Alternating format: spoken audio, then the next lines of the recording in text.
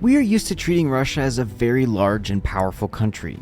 But is this really the case? And how does one measure the real power and size of a modern nation? I did a little research myself and was surprised by the results. It turned out that Russia is one of the most inefficient countries on the planet. But let's dive into this together. If you look at the political map of the world, Russia does look impressive. It's the biggest country when it comes to the size of its territory.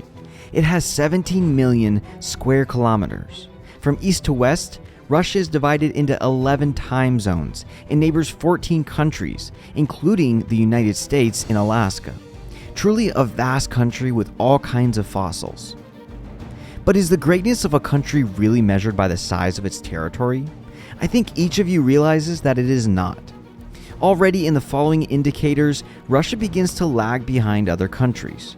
For example, Russia has only the 9th largest population in the world with 145 million people. The relatively small African country of Nigeria has almost twice the population of Russia. In Russia, the population is distributed very unevenly. This can be seen from the population density map. Most of the territory is a lifeless space.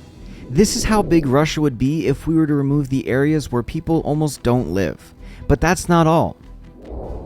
I asked myself the question, in what realistic way can you measure the enormity of the country?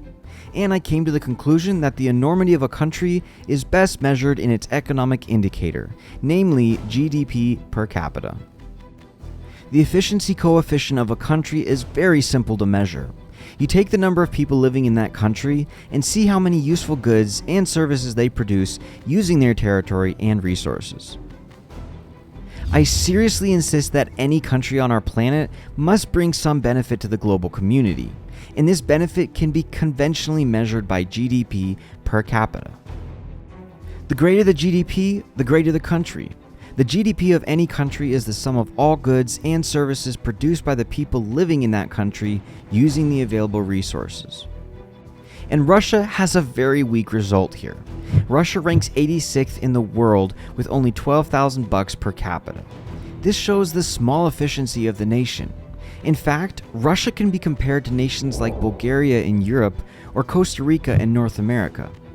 Even tiny countries like Malta, Luxembourg, or Singapore are far more efficient than Russia. That is, they produce more value and make more money per person in their country. But the best way to show Russia's real weight in the world is to compare it to Japan. These countries are neighbors.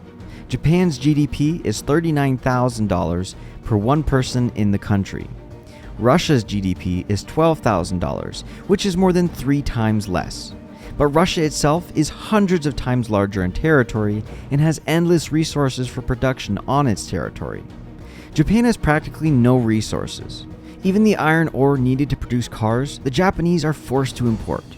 Also, the Japanese have virtually no oil and gas. But Japan is many times more efficient and useful to the global community.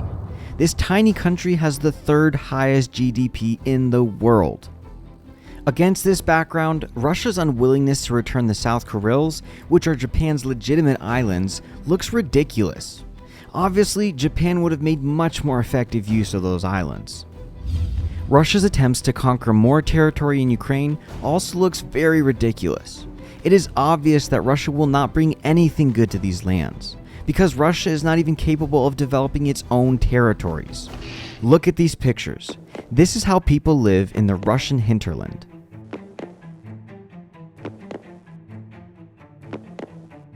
More than 25 million Russians live below the poverty line, and these are statistics before the war with Ukraine. Meanwhile, the Kremlin spends billions of dollars on war to destroy a neighboring nation. The conclusion here is obvious.